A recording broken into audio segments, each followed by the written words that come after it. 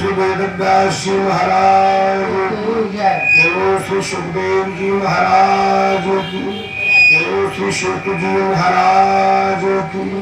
धर्म की अधर्म का प्राणियों में विश्व का हर हर बोले श्री सत्य सनातन धर्म की। हे माई मेरी सचिया जोता वाली माता तोरी, हे वृंदावन बिहारी लाल, हे राधा बांकी बिहारी लाल की, हे शंकर भगवान की, हे राजा रामचंद्र भगवान की, हे श्री अनंत बलवंत हनुमंत लाल की, अंजनी के लाला की, श्री शिव महापुराण की, गंगा यमुना सरस्वती मैया की, अरुणा गोदावरी मैया की, श्री तुलसा मैया की, सर्वदेवमयी गौ मैया की, बोलो श्री भारत माता की। परम मंगल में परात्परखलेश्वर अकारण कारण बन वाले भक्तवांछित कल्पतरु, भक्तों को अभीष्ट वरदान देने वाले निर्लेप निराकार अजन्मा महाकाल भूत भावन भोलेनाथ की अमृतमयी कथा श्री शिव महापुराण की कथा के नव विश्व दिवस में प्रवेश करते हैं। प्रभु के श्री चरणार बिंदों में विराजमान धर्म प्रेमी भक्त सज्जनों, माता देवती अनसुईया जैसी मेरी मातृशक्ति माता बहनों, बड़ा ही सुंदर पवित्र इस श्रावण मास का पुण्यमय पावन महीना आज त्रयोदशी का पावन दिन हो गया है।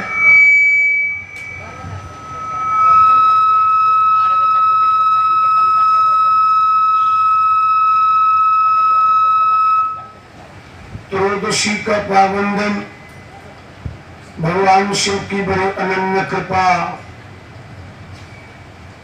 छोटू जी महाराज के श्री चरणों में बैठे हुए लाखों में बैठे हुए, कोई 88,000 में लाखों संत है वहाँ, वो एक संत थोड़ी ना, सोनकादिक तो बैठे ही है, बाकी लाखों संत और बैठे हैं। भगवान सूतु जी ने इतना सुंदर व्याख्यान किया और सभी संत बड़े प्रेम से बोले, भगवान आपने ये अमृत में वचन सुना करके हमारा जीवन धन्य कर दिया। भगवान शिव की अनन्यमयी कथा आपने अमृत पान कराई भगवान, और इतना आनंद प्राप्त हुआ। स्वामी कार्तिकेय जी ने जब तारकासुर को मार दिया और जय घोष होता हुआ तारकासुर को लेकर के सब तारकासुर को मार के जब सब देवता स्वामी कार्तिकेय जी को लेकर के और जब कैलाश पर्वत पर पहुंचे तो भगवान उसके पश्चात क्या हुआ? राजन, बड़ा सुंदर प्रश्न किया है तुमने। स्वामी कार्तिकेय के इतना सुंदर स्वागत हुआ।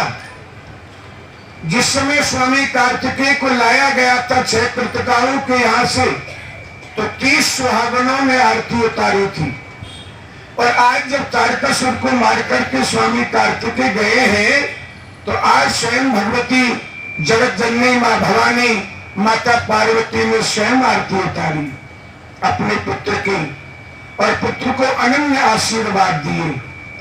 समय गुजरता गया, कार्तिकेय जी को जब भी 6 कृतिकाएं याद करें तो उनके पास चले जाते थे, और वही कैलाश पर्वत पर ही रहने लग गए स्वामी कार्तिकेय जी।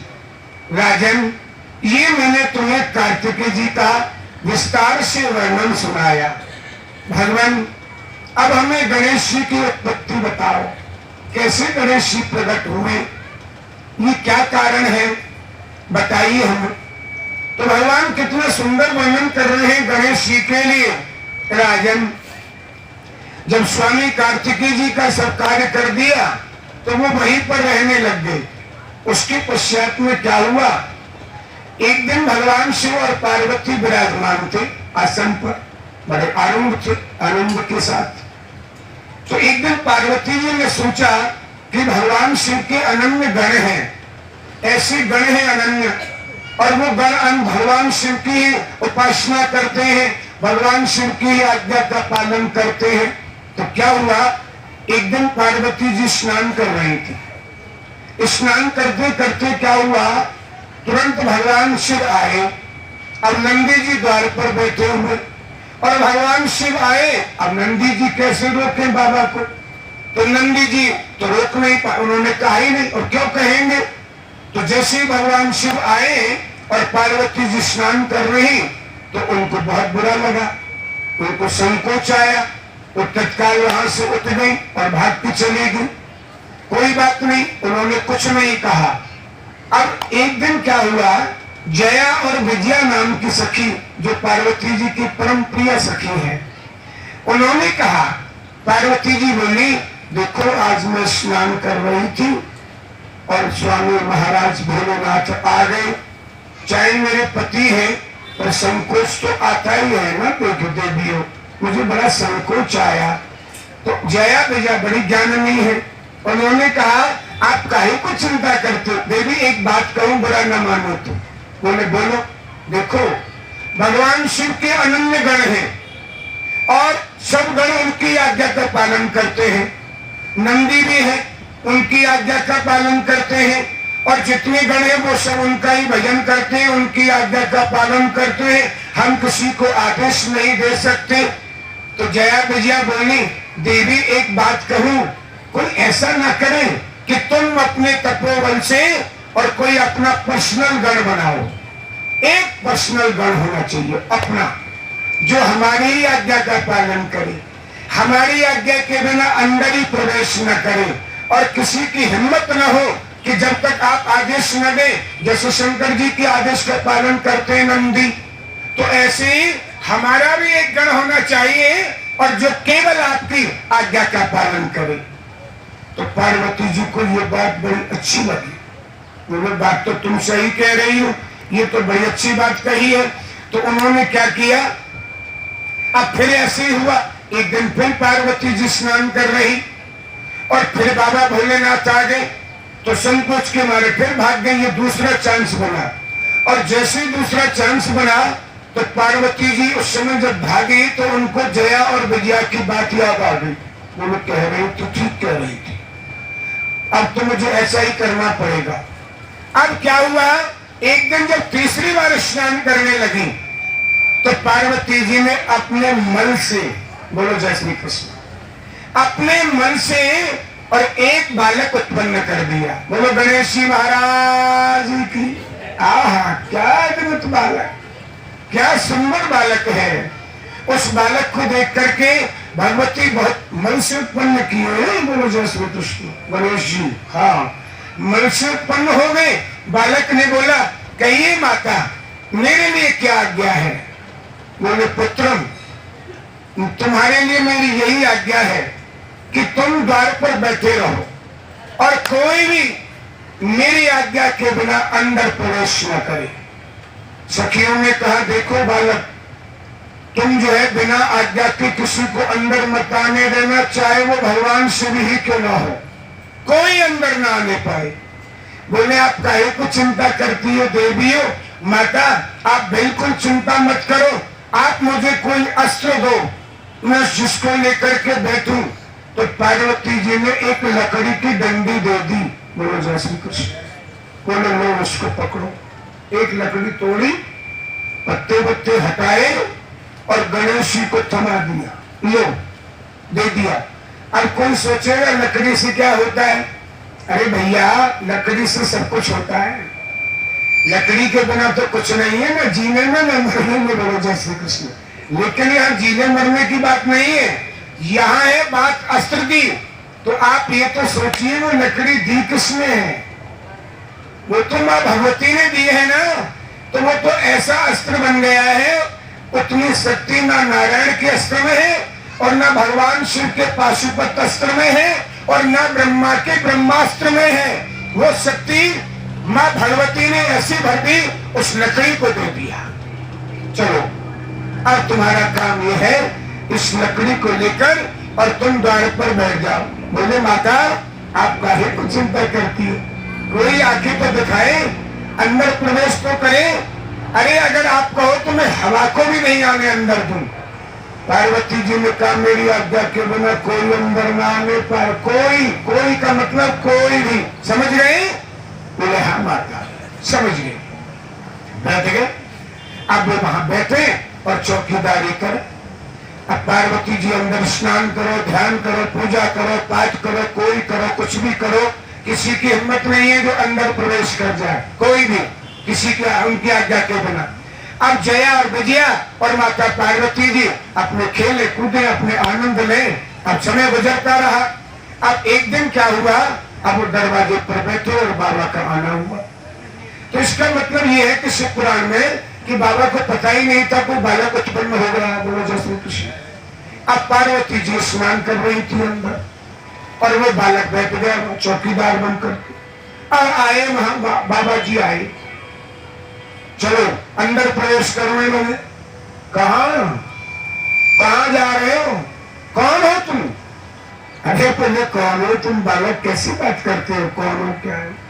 हम अंदर जा रहे हैं, हमारा घर है ये, हम यहाँ के राजा हैं, हम यहाँ के मुखिया हैं। आपको पता है महाकाल के मंदिर में कोई राजा रुक नहीं सकता वहां। बोलो जय श्री कृष्ण। हाँ, किसी की हिम्मत नहीं है रात को रुक जाए वहां, कोई भी राजा, क्योंकि वहां का राजा तो महाकाल है। एक कोई राजा रुक करके दिखा दे रात्रि सुबह तो मरा ही मिलेगा। बोलो जय श्री कृष्ण। ये बात नितांत सत्य है। भगवान कहते हैं यहाँ का राजा केवल मैं हूँ महाकाल, या और कोई राजा नहीं। तो राजा जाते हैं और दर्शन करते हैं और कोई मुख्यमंत्री भी नहीं रुक सकता वहां। बोलो जय श्री कृष्ण। वहां आते हैं, तुरंत दर्शन करते हैं और दर्शन करके खिसक आते हैं वहां से। रात को नहीं रुक सकते, ये श्राप है राजा को, कोई नहीं रुक सकता। तो ऐसे ही बोले हम महाकाल हैं, हम अपने घर में प्रवेश कर रहे हैं। अरे बोलो महाराज काली का घर, आप सुनो हमारी बात। हमारी माता जी स्नान कर रही है और आप अंदर नहीं जा सकते। अरे हम क्यों नहीं जा सकते अंदर? वो हमारी पत्नी है। बोले आपकी पत्नी है लेकिन हमारी तो माता है ना, हम अंदर नहीं जाने देंगे। बालक कैसी बातें करते हो, हमें अंदर जाने दो। उन्होंने क्या किया, बाबा में डंडी मार दी। बोलो जय श्री कृष्ण। हाँ, और वो डंडी का प्रहार कर दिया बाबा पर, और बाबा को वो डंडी ऐसा लगा मानो भगवान नारायण का नारायण अस्त्र चल गया हो। बाबा हिल गए एकदम। बोले बालक ये क्या करते हो? बोले मैं वही कर रहा हूँ जो मुझे आज्ञा मिली है। मेरी माता स्नान कर रही है, आप अंदर नहीं जा सकते, चाहे वो आपकी पत्नी है, चाहे महाराज आप यहाँ के मुखिया है, चाहे आप राजा हैं, आप अंदर नहीं जाएंगे। बाबा को बड़ा क्रोध आया। बाबा ने कहा मूर्ख बालक, बोले आप जो मर्जी कहते रहो, अंदर नहीं जा सकते हैं। अब बाबा पर डंडी तानी, पहले मार दिया। अस्त्र लगा, ऐसे लगा, पार्वती जी का अस्त्र है, कोई छोटी मोटी लकड़ी थोड़ी ना वो। बाबा वहां से चले और दूर जाकर बैठे। नंदी से बोलो समझाओ इसको, ये कौन है, कहाँ से आ गया ये? बोले महाराज समझाने की कोशिश करते आए। आकर के नंदी जी और सब गण आए भगवान के, आओ भाई हमें अंदर जाने दो। अरे बोले भाग जाओ यहाँ से, अंदर जाने वाले हुए तुम, तुम्हारा मैं वही हाल करूंगा जो भगवान शिव का किया है। चलो भागो यहाँ से। किसी की हिम्मत नहीं, सबको परास्त कर दिया और सब वहां से भाग गए। अब बाबा जाकर के एक कोने में बैठ गए और अंदर प्रवेश नहीं मिला। पार्वती जी अंदर के स्नान नहीं किया अब तक, लेकिन पार्वती जी भी दिखाना चाहती है कि हमारा भी कोई गण है, और किसी की हिम्मत नहीं जो अंदर प्रवेश कर जाए। कैलाश पे रहने वाले मेरा सहारा तू है, कैलाश पे रहने वाले मेरा सहारा तू है, कैलाश पे रहने वाले मेरा सहारा तू है, कैलाश पे रहने वाले मेरा सहारा तू है, मेरा सहारा तू है, मेरा किनारा तू है,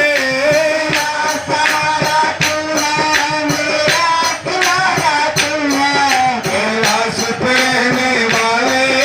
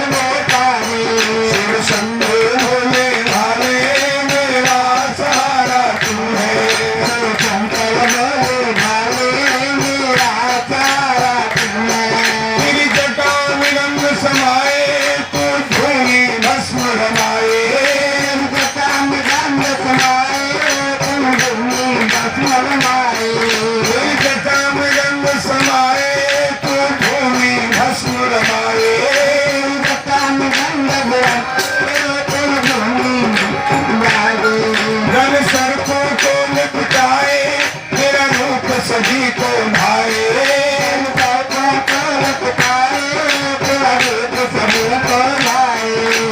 शंभो भोले भाले मेरा सहारा तू है,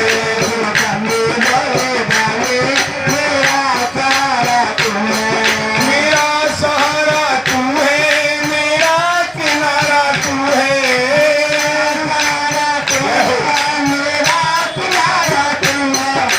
शंकर भोले भाले मेरा सहारा तू है,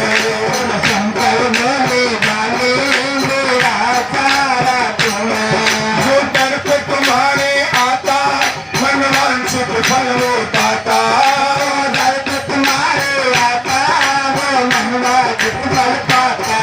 जो भजन तुम्हारे गाता बिन मांगे सब कुछ पाता,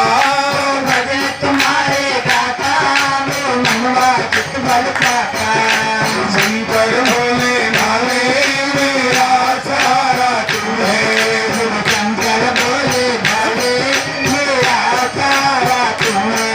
मेरा सहारा तू है, मेरा किनारा तू है,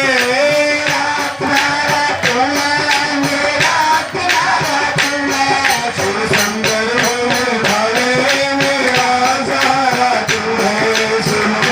भोले भाले मेरा सहारा तू है, बाबा ने कहा मूर्ख बालक तुम कौन हो बताओ मुझे। तो यहाँ पर बाबा ने तो कह दिया, लेकिन बालक ने जवाब ऐसा नहीं दिया। बालक ने नहीं बोला कि बाबा से मूर्ख, बोलो जय श्री कृष्ण। इतना तो वो भी समझदार है, गणेश जी है।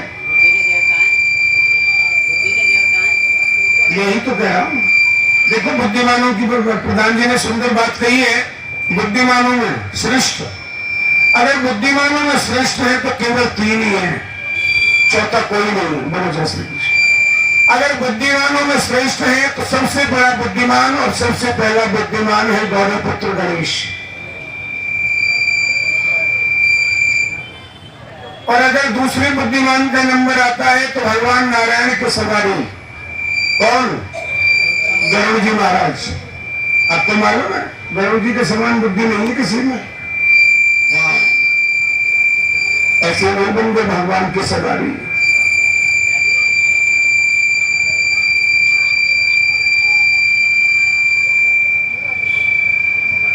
पंडितानी मंत्र नहीं पड़ती है ना। और अगर तीसरे बुद्धिमान का नंबर आता है तो बोले पवन पुत्र हनुमान जी महाराज की। हाँ, और चौथा कोई बता दो ना। इनको पदवी मिली हुई है, बोलो जैसे कुछ जैसे 8 चिरंजीवियों को पदवी मिली है, 7 ऋषियों को पदवी मिली है, 5 ऋषियों को पदवी मिली है, विभूषित किया गया है। ऐसे ही ये 3 बुद्धिमान है। बोले मूर्ख बालक तुम कौन हो, अपना परिचय दो। गणेश जी ने ये वचन सुने तो गणेश जी को भी बड़ा क्रोध आ गया। अब उसी समय क्या हुआ, खून के से घूंट को पी गए, लेकिन द्वार से नहीं हटे। सब द्वार चले गए, द्वार वहां से गए जितने भी हैं। और बाबा की शरण में जाकर बोले महाराज ये क्या है, ये कौन बवाल आ गया वहां पर। महाराज ने तो मार मार के इतना मारा उनको, बड़ों को नंदी ने दिखाया, इतनी मार मारी उस डंडी से, सब मार मार के भाग गए वहां से, पिट पिट करके भाग। अब बाबा शंकर ने सोचा जब मुझ पर एक प्रहार किया और मेरी ये हालत हो गई तो इनकी क्या दशा हुई होगी। वाकई में सही बात है। अगर मेरी ये हालत हो गई, मैं उनका कह रहा हूँ अरोड़ा दंडी।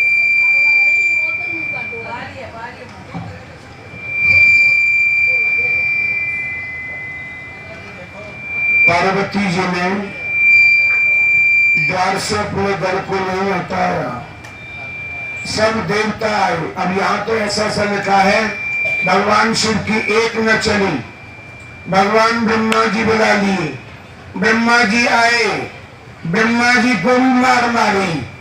ब्रह्मा जी महाराज गाड़ी को छुपा करके भागने लगे वहां से।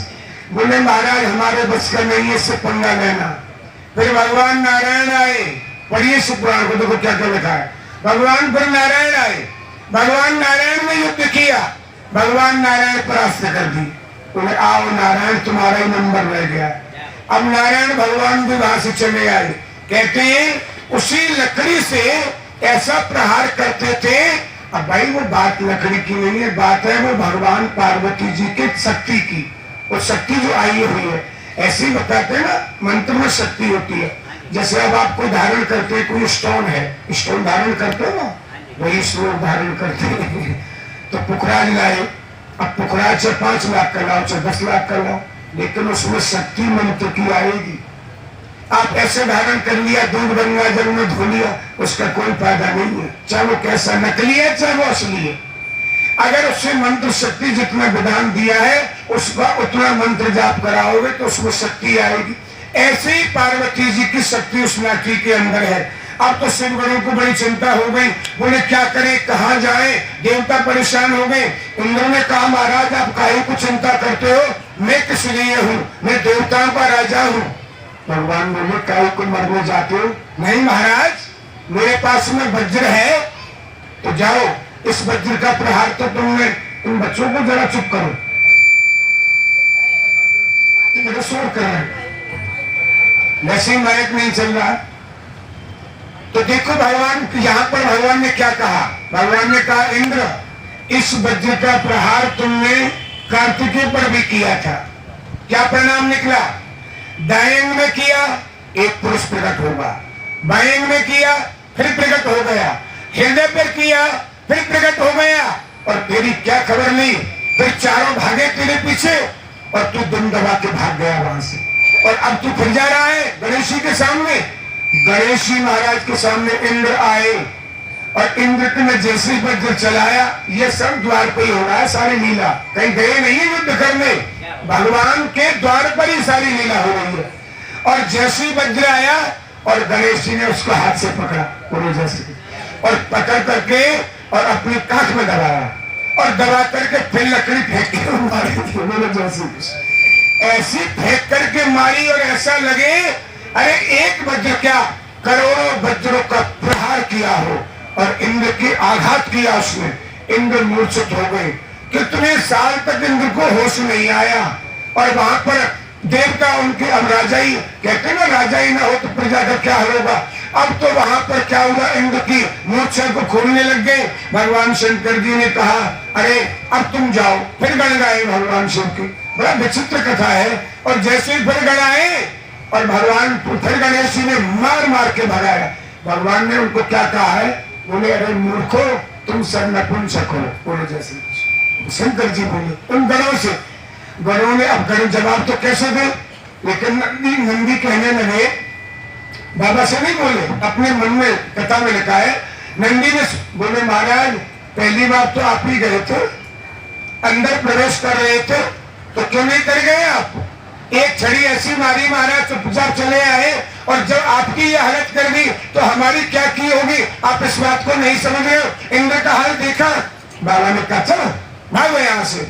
अब भगवान कहते हैं उसी समय वहां भगवान शिव गए, बोले पहले तो ये बताओ तुम कौन हो, मैं तुमसे युद्ध नहीं करना चाहता, मैं तुम्हें मारना पीटना नहीं चाहता, नहीं तो मुझे क्रोध तो ऐसा आ रहा है कि तुम्हारा अभी त्रिशूल तुम्हारे शरीर में घट दो।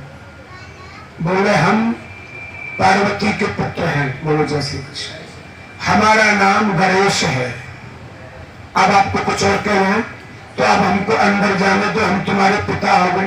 बोले जब तक मेरी माँ की आज्ञा नहीं होगी आप अंदर प्रवेश नहीं करते, बाबा नहीं जा सकते, नहीं जाने दूंगा, मर जाऊंगा पर जाने नहीं दूंगा। अब तो क्या हुआ, बाबा को इतना क्रोध आया और उसने फिर उस लकड़ी का प्रहार किया, बाबा को इतना आघात लगा और बाबा का शरीर सूझ गया, और बाबा को क्रोध आया। बाबा ने क्या किया, तत्काल वो त्रिशूल लिया और त्रिशूल से घाट दिया और सर का छेदन कर दिया, सर कट गया।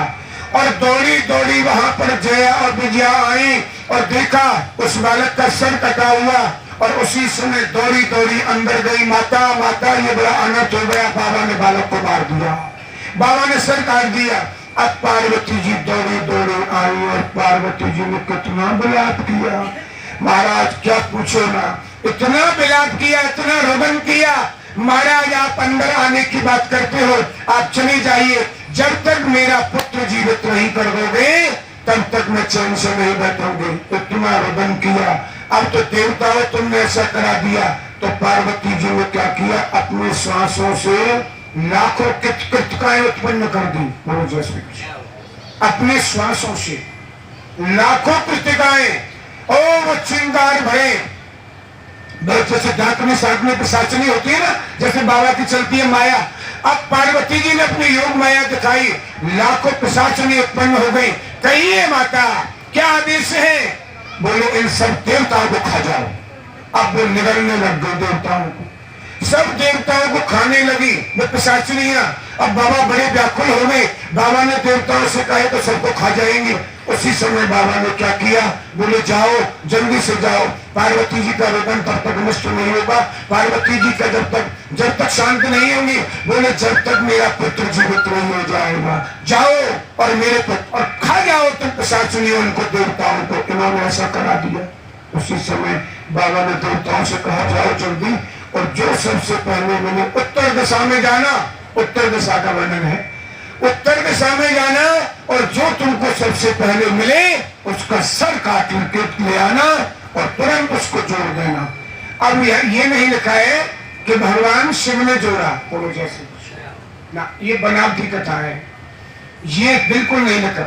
ये लिखा है कि सिर को भी ले जाओ, गणेश जी के देह को भी ले जाओ, और जो सबसे पहले मिले देवताओं, और जाकर के उसका काट के और जोड़ करके ले आओ। बोलो जय श्री कृष्ण।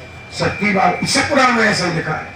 अब वो गए, ले गए, और सबसे पहले मिला गज, हाथी मिला, और हाथी का सर काटा और देवताओं ने वह जोड़ा। बोलो जय श्री कृष्ण। शिव जी का नहीं वर्णन है तो शिव ने जोड़ा ना, ये तो बनावटी बात होगी, या फिर जो है ऐसा लिखा होगा।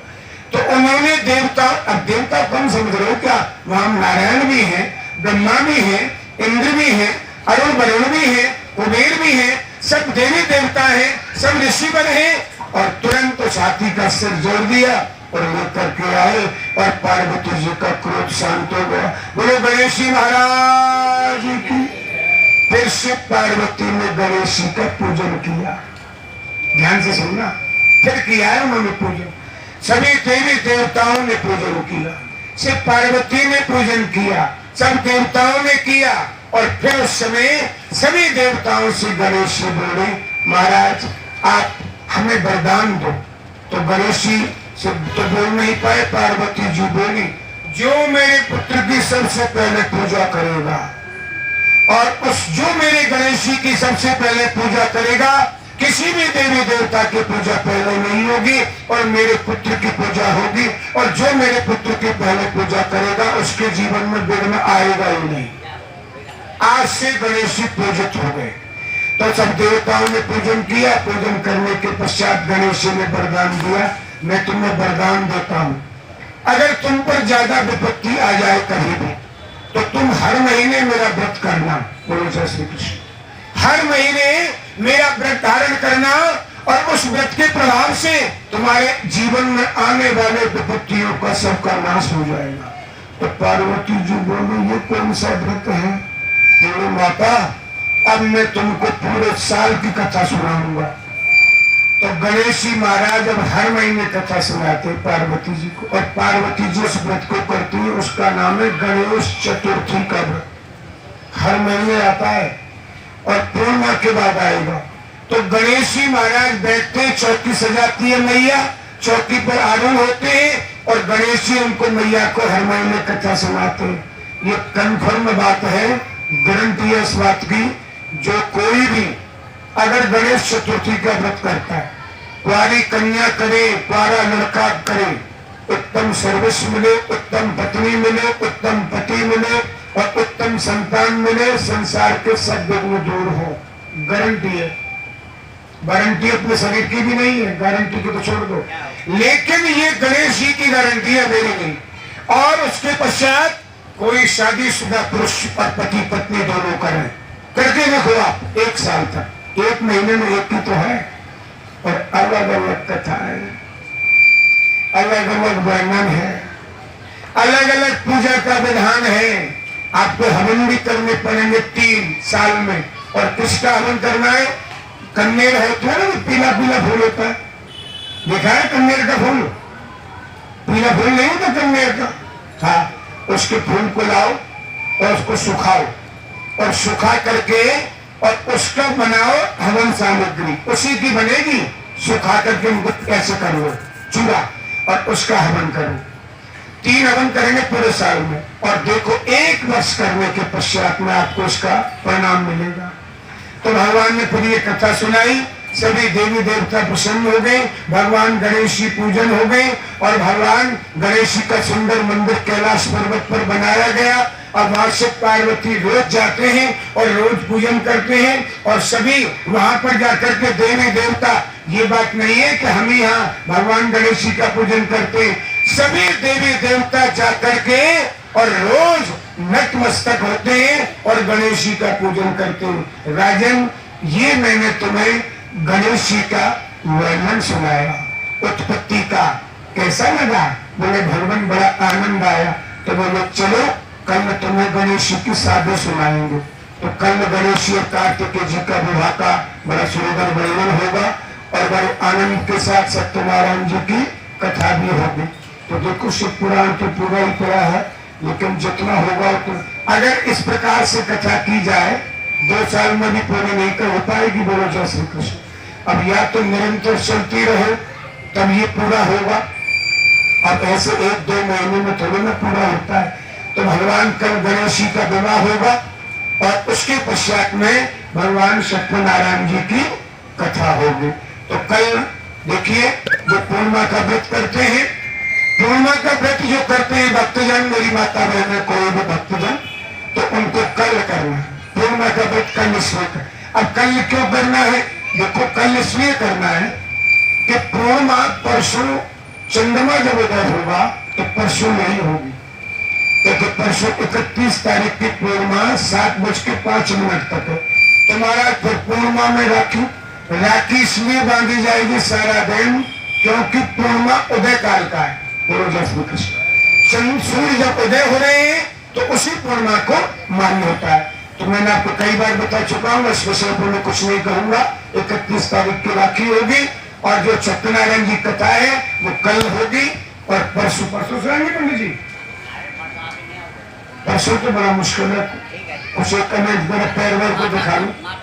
नहीं, मुझे किसी डॉक्टर को जाना चाहिए कि मैं बहुत परेशान हूँ पैर से, तो वो ठीक नहीं हो पा रहा है। तो बैठ के ना मेरी हालत इतना सूझ जाता है बैठने के बाद, तो मुझे दिखाना। कल मुझे किसी ने कहा डॉक्टर खोसला है जनकपुर में, बहुत अच्छा डॉक्टर वहां जाना, इसलिए मैं कल, इसलिए मुझे आज वहां वोट डालना है, आज ही डाल रहा हूँ वहां तक, क्योंकि बैठने से मुझे बहुत ज्यादा दिक्कत हो रही है। तो 31 तारीख को माताएं भजन बोलेंगी आनंद से, और प्रधान जी आजकल कथा कर देंगे। और देखो एक बात मैं कई दिन से सोच रहा था, कि जो बालक खड़ा है ना सामने, ये बहुत अच्छा लड़का है, इतनी सेवा करता है, इतना सज्जन है, और सबसे बड़ी बात है इस उम्र से इसको कितना सुंदर मार्ग पर लगा दिया है प्रधान जी ने। ये देखो ना, रास्ता कौन सा दिखाया है? सत्संग रूपी मार्ग। मैंने आपको स्वयं बताया ना, सत्संग रूपी नाम जिसने पकड़ ली, सत्संग रूपी नाम में जो बैठ के सवार हो गया, अरे भैया वो कहाँ रुके, तो इतना सुंदर रास्ते पर इसको ला दिया है, ये सत्संग रूपी नाम में बैठा दिया है। इतना सज्जन है, शरीफ भी है। सब हमारे गुरु जी कहते हैं 1.5 मिनट से ज्यादा समय नहीं लगता किसी को पहचान करने में, उसके चेहरे को देख करके 1.5 मिनट से ज्यादा समय नहीं लगेगा, उसकी पहचान हो जाती है। तो ये बालक मध्य कौन, भगवान इसको सद्बुद्धि दे, इसी प्रकार चलता रहे और सेवा करता रहे, और अपना खूब खाए कमाए। शादी ब्याह भी करना बेटा, ऐसा मत सोचना कि पंडित जी कह रहे हैं मैं बाबा जी हो जाऊं। शादी ब्याह भी करना, और आनंद से गृहस्थ अपनाना, और ऐसे सत्संग में आते रह के सेवा करते रहना। तो देखिए कल इस कथा का विश्राम है। जो भी आप दान दक्षिणा लाए वो अपने श्रद्धा से खूब चढ़ाएं। कल सत्यनारायण जी कथा भी है, परसों माता भजन करेंगी। राम राम 1, राम राम 2, राम राम 3, राम राम 4, राम राम 5, राम राम 6, राम राम 7,